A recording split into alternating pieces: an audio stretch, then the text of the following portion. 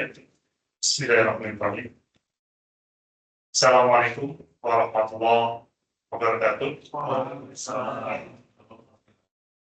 Alhamdulillah, alhamdulillah. Jadi khalaqa baina qulubina fa asbahna bi ni'matihi ikhwan. Asyhadu an la ilaha illallah wahdahu la syarika lah wa asyhadu anna Muhammadan abduhu wa rasuluhu la nabiyya wa la rasula ba'da. Allahumma shalli wa sallim wa barik ala sayyidina wa habibina wa maulana Muhammad sallallahu alaihi wasallam wa ala alihi wa ashabihi wa man tabi'ahum bi ihsan ila yaumiddin. Ma ba'd. Alhamdulillah, Allah Subhanahu wa taala memperkenankan kita untuk melalui hari-hari hingga akhirnya bertemu dengan hari ini, dan Allah perkenankan pula kita bertemu di dalam majelis yang insya Allah mendapatkan naungan keberkahan, hidayah dan inayah dari Allah Subhanahu wa taala, insya Allah. Pada kesempatan ini kita insya Allah akan mencoba sedikit mengupas terkait dengan bagaimana merawat ketakwaan. Pertanyaannya itu sebenarnya adalah kenapa ketakwaan itu perlu dirawat? Karena pada awalnya kita baru saja selesai Ramadan dan masih berada di bulan Syawal. Kalau bahasanya para ulama dan para generasi-generasi sahabat, generasi tabi'in dan seterusnya, bulan Syawal itu bulan yang naik. Grafiknya itu naik. Jadi kalau kita berbicara mengenai kualitas, pada Ramadan itu standarnya adalah naik. Nah, pada awalnya juga kita berada di tempat yang jauh dari pusatnya peradaban ini, dari Makkah Mukarramah, dari Madinatul Nabi, dan kecenderungannya adalah kalau tidak stagnan turun. Itulah kenapa kita perlu merawat. Dan ditempatkan posisi di keduanya adalah setelah merawat ketakwaan ada 2.0. Ini nggak ada kaitannya dengan marketing 2.0 atau industrialization dari 2.0, tidak ada kaitan dengan itu. Tapi lebih kepada kita perlu menyadari bahwa kondisi untuk merawat ketakwaan di periode Syawal kali ini, Syawal, nanti Zulqa'dah, Zulhijjah, dan seterusnya, itu kelihatannya akan memerlukan effort yang lebih, upaya yang lebih dibandingkan upaya kita merawat ketakwaan di masa-masa yang terdahulu. Dahulu masih lebih banyak teknologinya itu konvensional, digital pun tidak terlalu teroptimalkan. Pada COVID, digital sudah mulai masuk ke dalam kehidupan kita, dan ketika Ramadan kali ini dan Syawal kali ini tidak hanya masuk ke digitalnya, tapi kondisi dan konstelasi peradaban umat Islam yang mendapatkan tantangan yang cukup signifikan. Tantangannya bukan ancaman, tapi tantangan. Sehingga dengan tantangan tersebut kita perlu mengembalikan lagi esensi dari ketakwaan yang sudah kita perjuangkan selama 1 bulan penuh di Syahrul Mubarak, di bulan Ramadan, untuk bisa kita tata. Karena memang di bagian awal itu adalah kita Ramadan itu semangatnya adalah dari Al-Baqarah 183 yang di ujungnya adalah la'allakum tattaqun, agar kita menjadi orang-orang yang bertakwa. Maka kita otomatis berharap mendapatkan sebuah semangat bahwa kita ini adalah hamba-hamba yang robbaniyah, bukan hamba-hamba yang ramadaniyah. Kun robbaniyun walam takun ramadaniyun. Jadilah kita hamba-hamba yang robbaniyah, bukan hamba yang ramadaniyah. Artinya adalah bukan ketakwaan yang musiman. Ketika musimnya bulan puasa, musimnya Ramadan, takwanya kuat.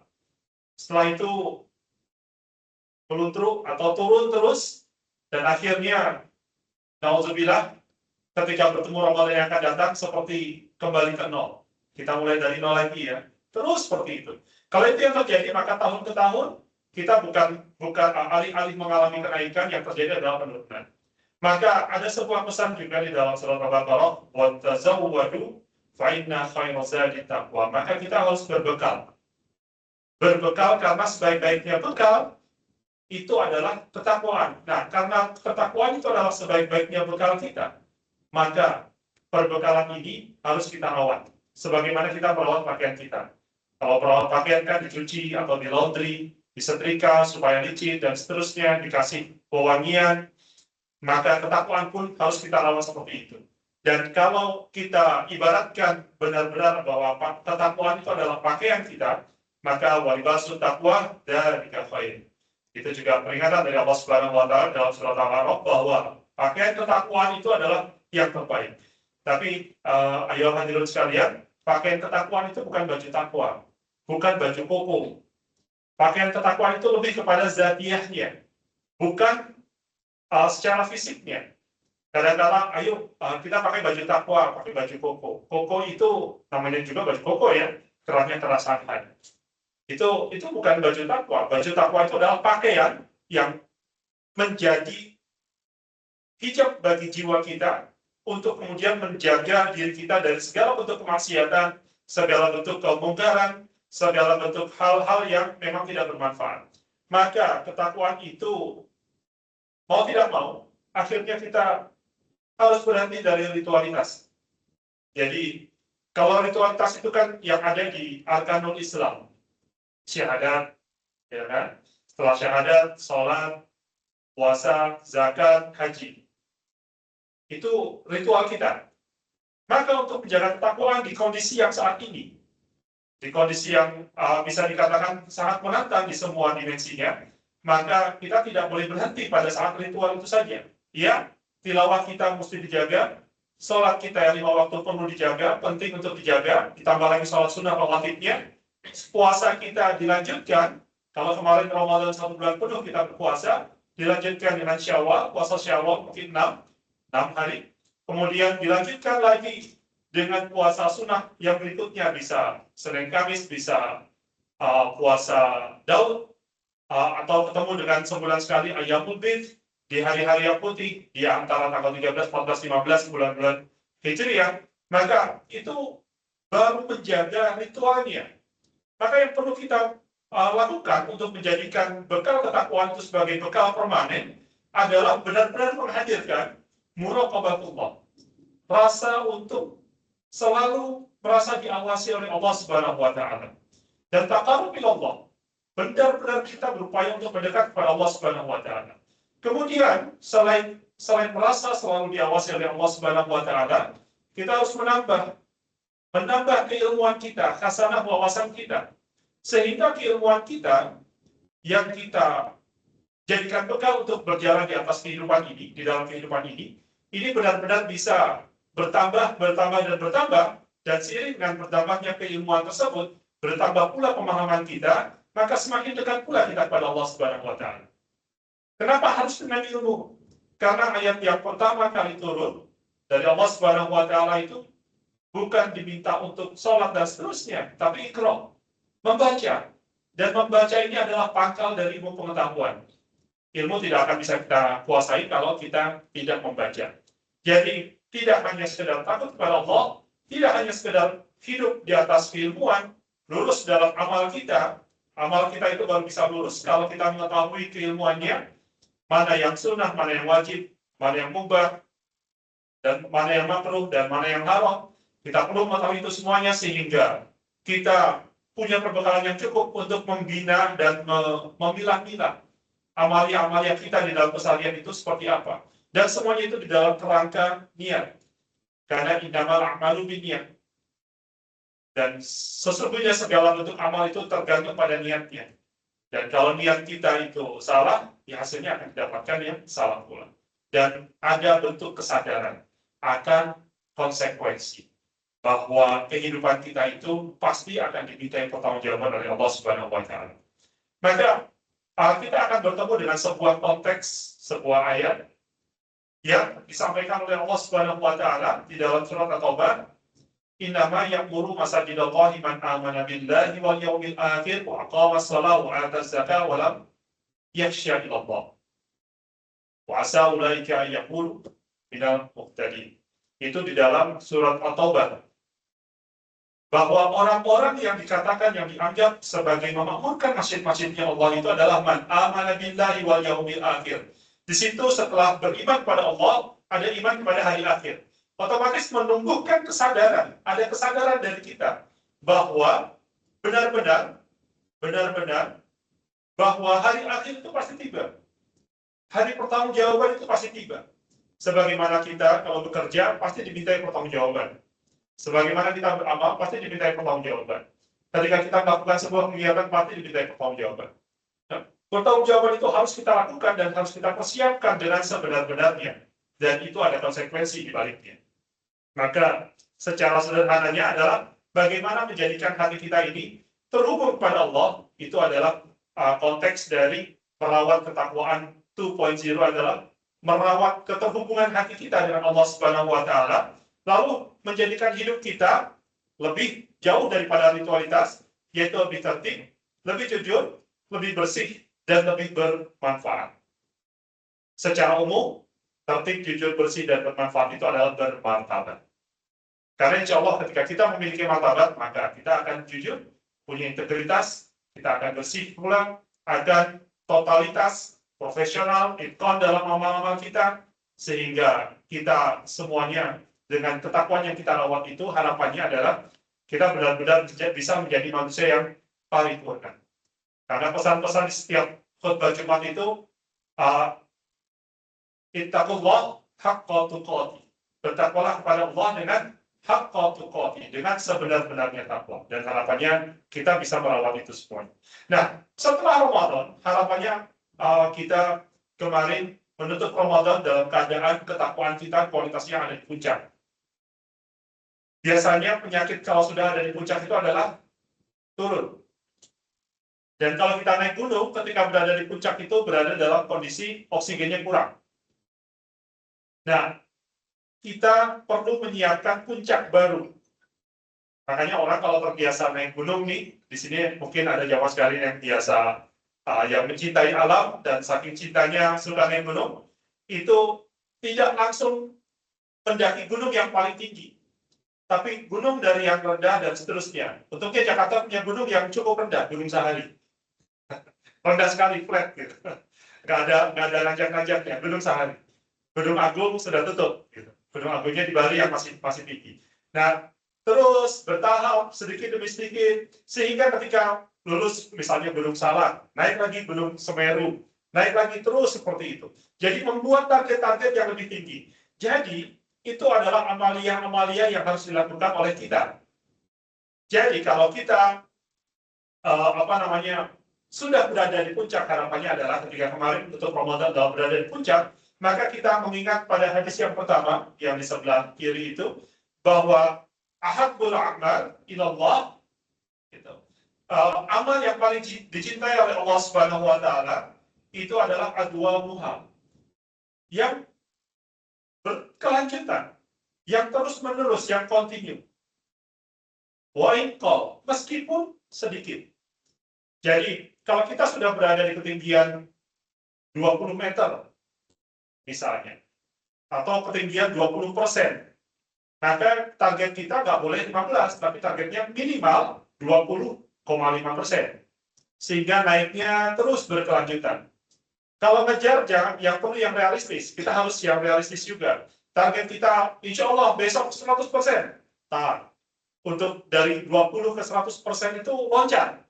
Makanya kita jangan loncat. Meskipun sedikit, 20,5. Nanti 20,5 tercapai 21. 21,5. Nanti dilanjutkan 25 dan seterusnya. Jadi sedikit tapi berkelanjutan. Dan itu adalah upaya kita untuk membiasakan diri kita bahwa dengan amal-amal yang kecil tapi kontinu itu akhirnya menjadi kebiasaan. Kalau sudah kebiasaan akhirnya menjadi muscle memory, brain memory. Jadi kalau sudah masuk ke muscle memory itu kita jadi terbiasa. Misalnya selama Ramadan kemarin kita qiyamul lail. Selama 29-30 hari kita qiyamul lail dengan sholat tarawih. Bahkan tidak hanya tarawih, sebelum sahur kita melakukan qiyam lagi, menambahkan lagi mungkin beberapa rakaat lagi. Tapi witirnya di awal tadi pada saat tarawih. Nah, pada Ramadan ini, setelah Syawal ini, kita coba review, mumpung baru beberapa hari, belum 1 bulan dari Ramadan. Qiyamul lail kita seperti apa? Bangun pagi kita seperti apa? Kalau selama Ramadan kita sebelum subuh kita sudah bangun, sahur, dan seterusnya menjaga waktu sebelum subuh sampai akhirnya setelah subuh berjamaah, segala seperti apa? Apakah bangun kita masih ditunggu jam beker yang jam bekernya sebelumnya jam 3, jam bekernya sekarang disetting lagi jadi jam 5. Padahal subuhnya sebelum itu, jam 5 sudah masih sudah bubar. Masih sudah bubar. Nah, kita settingan kita seperti apa? Dan ini yang perlu kita jaga di sana. Dan kalau di hadis yang kedua yang di ujung di sana itu adalah man shoma ramadanan imanun wa ihtisaban, dan kemudian tsumma atba'ahu sittan min Syawal, dan kalau kita kemudian menambahkan dengan 6 hari puasa di bulan Syawal, maka seakan-akan kita itu berpuasa kullu sepanjang tahun. Nah, ini waktunya memang sudah tinggal sedikit lagi. Kalau belum dapat 6 hari, setidaknya beberapa hari. Jadi kalau diniatkan, insya Allah kita bisa. Maka ini ada sebuah penyemangat dari seorang ulama, Ibnu Rajab Al-Hambali, bahwa alamatun qabul, gitu, tanda-tanda dari diterimanya sebuah amal, ada sebuah ketaatan atau di situ, yaitu disusul dengan ketaatan-ketaatan berikutnya. Jadi setelah kita selesai dengan sebuah amalan, maka kita harus lanjutkan dengan amalan-amalan berikutnya. Dan kita tidak pedulikan yang namanya kesulitan, karena insya Allah inna ma'al usri yusra, fa inna ma'al usri yusra. Kalau ada kesulitan dihadapi, terus seperti itu. Jadi kita cek lagi nih sekarang, bagaimana sholat kita, qiyam kita, dan juga bagaimana siam kita. Kalau tilawah mungkin agak susah, walaupun insya Allah kita bisa kalau perjuangkan. Kalau tilawah biasanya Ramadan 1 kali khatam. Setidaknya Syawal sampai nanti bertemu dengan Sya'ban yang akan datang, kita harapannya minimal sebulan sekali khatam. Kalau bisa lebih, alhamdulillah. Targetnya pokoknya dibuat naik, walaupun mungkin kemarin Ramadan sekali khatam, oke lah. Paling nggak bulan Syawal ini 1 kali khatam plus 1 halaman. Atau plus 1 juz, nggak apa-apa. Tapi yang penting, continue. Nah, maka ketakwaan itu yang sudah kita rawat itu akan kemudian membuat tadi yang harapannya adalah menjadi muscle memory, itu akan menjadi amalia-amalia yang sinkron di dalam jiwa kita dan akan saling menguatkan antara jiwa dengan fisik kita. Jadi ketika kita secara totalitas menyatukan semangat robbaniyah di dalam Ramadan dengan semangat-semangat robbaniyah ba'da Ramadan, maka harapannya adalah amaliyah kita, amal-amal kita, pemikiran kita, langkah-langkah kita, thalabul ilmi kita, dan segala sesuatunya itu akan sinkron. Dari awalnya semangat batiniah, semangat ruhiyah, menjadi semangat-semangat jismiyah. Dan akhirnya otot-otot kita akan menagih.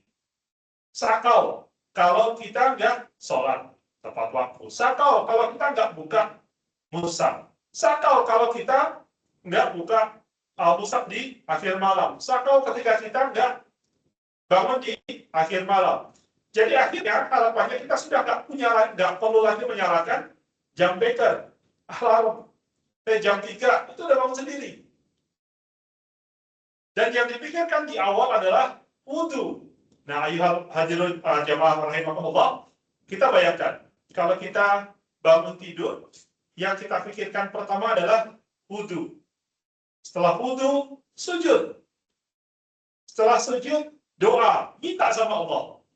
Kemudian dalam keadaan segar, kita kemudian memintanya itu berawal dari minta untuk umat, untuk keluarga, untuk diri kita, dan kemudian untuk aktivitas-aktivitas amanah-amanah kita. Kita sudah mintakan sama Allah Subhanahu wa Ta'ala, lepas. Dan kemudian kita sholat subuh, pada subuh kita sudah segar aktivitas. Mengawali dengan hal yang seperti itu sangat energi dan akan lebih menata ekspektasi kita. Ada sebuah buku, ayuhal hadirun, bukunya memang agak menarik karena judulnya kalau di Indonesia kan itu ini bukan buku berbahasa Indonesia dan bukan buku dari Timur Tengah juga. Ini kalau bahasa Indonesia itu adalah bagaimana menjadi manusia yang gagal. Jadi judulnya itu menarik. Menariknya apa? Kenapa menjadi manusia yang gagal? Oh, ternyata di dalam buku tersebut dibahas bahwa kalau nggak mau gagal, ya jangan seperti apa yang disebutkan di sini. Nah, salah satunya di situ ada menggambarkan mengenai uh, sebuah kisah, tapi atau sebuah semangat sebenarnya. Daun-daun itu yang percaya kepada angin, itu ternyata berjatuhan karena angin. Ikan yang percaya pada air sehingga berada di dalam lautan, itu pun mati di dalam air. Dua hal ini kemudian dihubungkan. Kalau kita berada kepada keputusasaan, maka sudahlah, kita nggak akan perlu kemajuan, kita nggak akan perlu bekerja keras. Tapi kemudian ada lanjutannya di sana. Sebenarnya yang membuat daun jatuh itu bukanlah angin, tapi musim. Karena musimnya sudah kering, akhirnya tautan dengan dahannya semakin lemah. Nah, angin itu hanya memicu sedikit saja, akhirnya jatuh berguguran. Namun itu sebenarnya bukan gugur, tapi pembaharuan.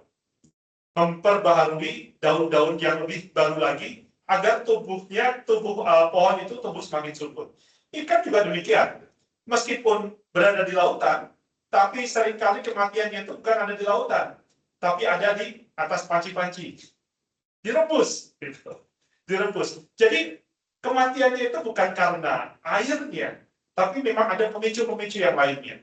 Nah, dengan kondisi yang seperti itu, maka kita perlu mengarahkan, menempatkan ekspektasi kita kepada Allah Subhanahu wa Ta'ala. Itulah kenapa pentingnya qiyamul lail di akhir malam, di awal pagi, itu menjadi penting. Karena apa? Kita memberikan seluruh ekspektasi kita, ya Allah, aku ingin ini, aku ingin ini, aku ingin ini.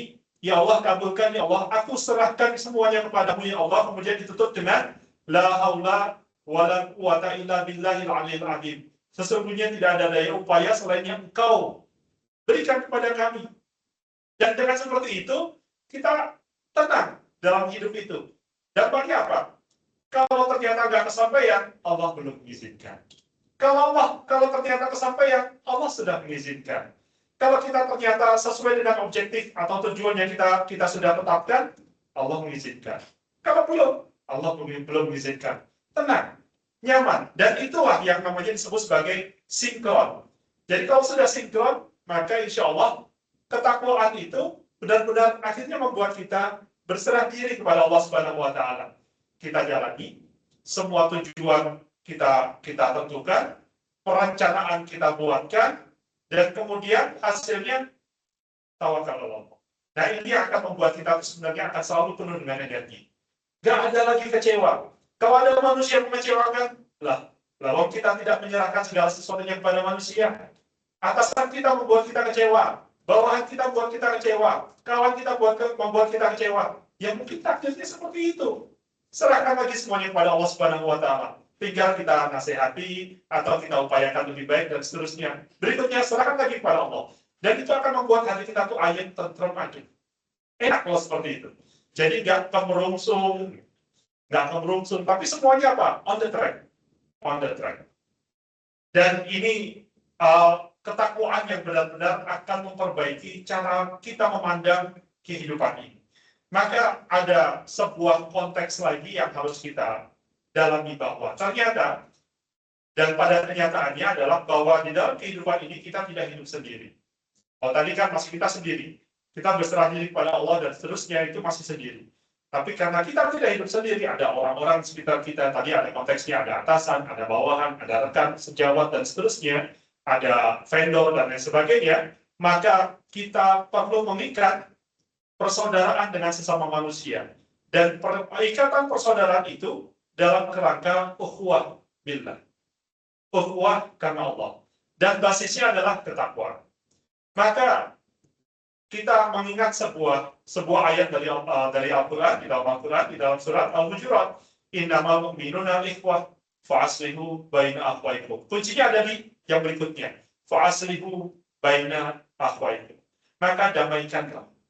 Jadi kalau memang tadi ada ketidaksinkronan dengan orang-orang yang ada di sekitar kita, maka upayakan supaya sinkron. Komunikasikan, sampaikan, dan kemudian kalau memang salah, akui kesalahannya, perbaiki kesalahannya. kalau memang benar tetap rendah hati, sehingga ada sinkronitas di antara manusia yang ada di sekitar kita. Dan persaudaraan yang didasarkan pada ketakwaan, yang didasarkan pada keimanan, itu akan jauh lebih kekal dibandingkan persaudaraan atau persahabatan yang didasarkan kepada kepentingan. Kalau kepentingan dunia, seperti di dunia politik dan sebagainya kan tidak ada pertemanan yang abadi kecuali kepentingan. Untuk Islam, sebagai seorang Muslim, kita punya ikatan pertemanan persahabatan yang abadi, yaitu yang didasarkan pada keimanan dan ketakwaan, dan itu abadi. Kita bayangkan, ayo hadirin jamaah sekalian rahimakumullah, kita yang ada di masjid ini bersahabat, berdekatan, rasanya saling mencintai, saling menyayangi karena ikatan keimanan, sama-sama sholat berjamaah, sama-sama mendengarkan taklim bersama-sama dan seterusnya, selalu ingat mengingatkan yuk kita sholat dan seterusnya. Ketika kita di rumah, di akhir malam tadi ketika kita doa, pasti terbayang sesama jamaah masjid ini. Kemudian ya Allah berikan dia kesehatan. Ya Allah, sepertinya kemarin dia dan kesulitan keuangan, ya Allah lapangkan. Akhirnya apa? Saling mendoakan. Ya Allah, Pak ini anaknya sakit, istrinya sakit juga, ya Allah sehatkan mereka. Mendoakan kan? Memang mungkin nggak mau beritahu, tapi akhirnya terbayang persaudaraan yang basisnya keimanan dan ketakwaan itu akan saling mendoakan. Dan itu energi yang sangat luar biasa, ya mas kalian rahimakumullah. Energi yang sangat luar biasa, dan itulah yang sebenarnya membangun bangunan umat ini, bahwa al-mu'min lil mu'min kal bunyan, bahwa seorang mukmin dengan mukmin yang lain itu seperti bangunan itu di sini. Bahwa benar-benar ketika ada yang lemah, itu saling mendoakan, dan saling mendoakan itu akan menguatkan hubungan hati di antara sesama mukmin yang ada di dalam masjid ini. Ini luar biasanya akan situ. Jadi jamaah ini udah 2 hari jamaah zuhur, Pak ini kok nggak kelihatan, dinas enggak, WFH enggak, apa sakit ya, pada sholat, kemudian di kota. Nah, itu kan ta'aliful qulub, ikatan hati. Dan itulah yang akan mengokohkan ukhuwah kita, mengokohkan kehidupan kita. Dan ukhuwah ini berawal dari ukhuwah Islamiyah, dari keimanan, ukhuwah imaniyah, akhirnya masuk kepada ukhuwah batiniyah. Kita bisa bayangkan pula kan, akhirnya karena kita berinteraksi dengan kantor-kantor yang lain, dampaknya adalah kita juga mengingat sahabat-sahabat kita di kantor-kantor yang lain, saling mendoakan dan seterusnya. Akhirnya berbicara mengenai satu negara. Indah kalau seperti itu. Maka yang ada adalah sesama anak bangsa itu saling mendoakan, bukan saling mencela, bukan saling menjatuhkan, tapi saling mendoakan. Ketika saudara kita ternyata mendapatkan kelapangan, kita ikut bersenang, kita ikut berbahagia. Dengan alhamdulillah, Allah sudah bukakan kelapangan untuk saudara kita. Dan insya Allah pada saat itu para malaikat pun akan mengaminkan dan mendoakan kita untuk kelapangan kehidupan kita. Maka, ayo hadirin, sebagai upaya kita untuk menghadirkan ketakwaan tersebut, lanjut lagi. Nah, maka kita perlu menampakkan ketakwaan itu dalam bentuk apa? 4 hal yang ada di atas judul itu. Dengan muraqabahnya, dengan muhasabahnya, dengan akhlaknya, dengan adabnya. Ada akhlak, ada adab. Apa bedanya? Kalau akhlak itu memang karakteristik sikap kita berinteraksi dengan orang. Tapi kalau sudah berbicara adab, itu sampai ke pemikiran kita, Jadi kalau akhlak itu kita bertemu dengan orang lain menyapa dan seterusnya dengan adab yang baik, maka bertemu dengan siapapun pikirannya adalah husnuzon. Hatinya selalu baik.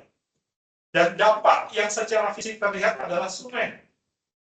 Nggak merenggut. Sumeh. Wajahnya dilihat itu enak, meneduhkan.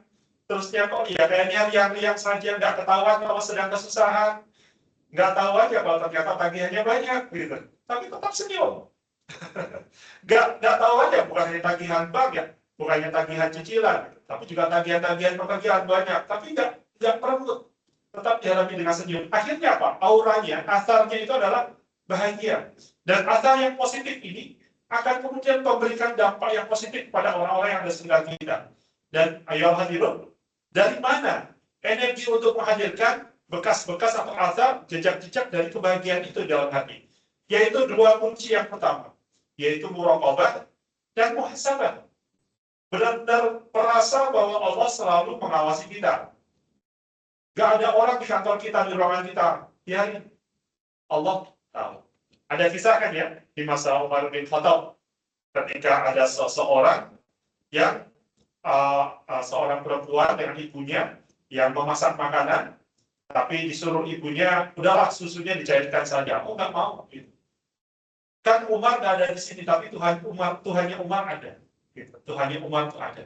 Nah itu saking sulitnya ekonomi, tapi dia tetap menjaga keimanannya. Dan Umar ketika mendengarkan itu tersenyum, dan akhirnya besoknya kembali dengan bawa bahan makanan, dan kemudian dinikahkanlah dengan salah seorang putranya. Nah kalau sekarang kita muraqabah ini adalah ada nggak ada orang lain, ada nggak ada atasan, nggak ada atau nggak adanya anak buah kita tetap merasa dan meyakini bahwa Allah selalu mengawasi kita. Muraqabah. Dengan muraqabah ini, merasa benar-benar diawasi itu akan membuat jiwa kita sebenarnya tenang. Kita bayangkan, yang sederhana saja, kalau jumlah polisi di Indonesia itu bisa berjejer di sepanjang jalan, setiap 1 meter ada seorang polisi, kira-kira ada nggak yang melanggar lampu merah? Ada nggak yang melanggar, yang melawan arus, dan lain sebagainya? Tapi kan nggak mungkin. Tapi kita bayangkan, Allah ada di mana? Allah itu lebih dekat dari urat nadi kita. Jadi apapun yang kita lakukan, Allah pasti tahu. Nah, kalau ada keyakinan seperti itu, maka kira-kira, jamaah sekalian, rahimahullah, kalau melakukan sesuatu, kita mikir dulu nggak? Nanti Allah ridho nggak ya? Nah, ini kuncinya. Nanti Allah ridho nggak ya? Ini hasilnya. Nah, kemudian setelah sudah diikhtiarkan, kita muhasabah di situ. Yang sudah saya kerjakan ini, benar nggak ya di hadapan Allah? Nanti Allah ridho nggak ya? Ini yang akan jadi yang tujuan yang tertinggi. Dan dampaknya, ya Mas Karya rahimahullah, kalau kita sudah berada pada posisi itu, maka dampaknya tugas-tugas yang diberikan manusia itu kecil. Tugas-tugas yang diberikan oleh orang-orang yang ada di sekitar kita itu kecil semuanya. Karena kita punya target yang lebih tinggi, yaitu Allah Subhanahu wa Ta'ala. Ridhonya Allah Subhanahu wa Ta'ala. Meskipun kecil, kita mau sedekah 100-200 rupiah atau 100-200 ribu rupiah, Allah ridho enggak? Bukan atasan kita ridho enggak, tapi Allah ridho enggak? Itu akan menjadi benar-benar tameng buat kita. Maka di sini ada sebuah pesan. Itu yang akan membuat akhlak kita baik. Pesan dari seorang ulama bahwa ad-din kulluhu akhlak. Bahwa agama itu seluruhnya itu adalah akhlak. Dan siapa yang melebihi kita dalam akhlak, maka ia akan melebihi kita dalam keadaban. Maka kita berlomba-lomba dalam ketakwaan. Karena sungguh ketakwaan itulah yang akan menjadi parameter kita di hadapan Allah. Ketinggian kualitas kita di hadapan Allah.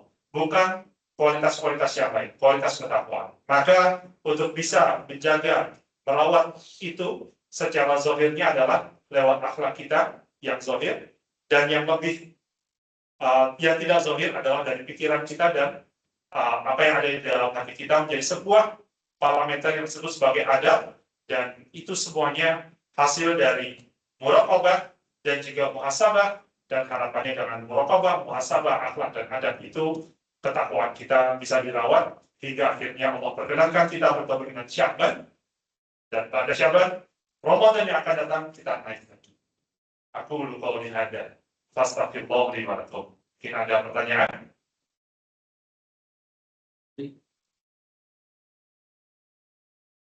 Jadi di halaman paling akhir itu ada kalimatnya itu dari ibadah menuju istiqomah, dari takwa menuju amanah, dari adab menuju maslahat, dari Ramadan menuju peradaban.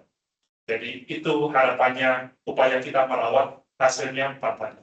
Ibadah itu menjadi istiqomah ibadahnya, takwa itu menjadi amanah ketakwaan, amanah keimanan kita, dan adab yang ada di pikiran itu akhirnya menghadirkan masalah bagi sesama.